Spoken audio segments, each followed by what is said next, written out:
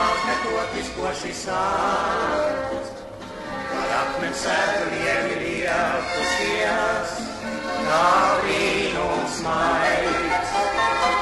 Bieži sirds man klusi jautājā, kam pieder sēta rožu dārs. Kas ir šo krāšņo rožu kopējā, kāds viņas vārds.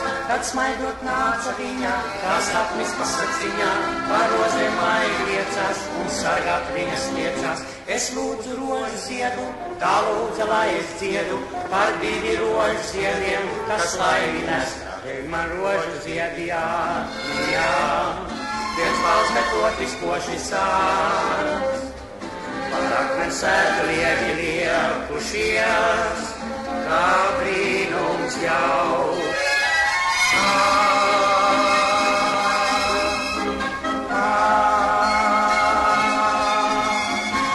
Tā krašņi rožu ziedi aužati pie mīļainieki.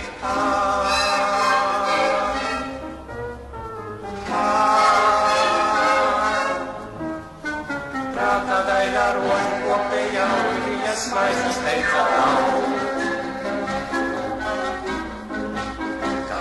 Ziedi mīlas laimīnes, viens balts metotis, ko šis sāc. Par akmens sētu lievi liepusies, zinu es. Jo kādā jaukā ziedoņu vakarā, pie rozēm šīmas sapnis jau. Un mīļi pati rožu kopējā, man teica draugs. Ne tikai rožu ziedus, nosties tev labprāt sniedzu, bet pati vīziešu, kā to lai sirdī liedzu. Ja vītīs rožu ziedi, tad tu man dziesmu dziedi, par 2 rožu ziediem tie laimi nes. 2 rožu ziedi krāšņā liek, viens balts metotis, ko šis sāc.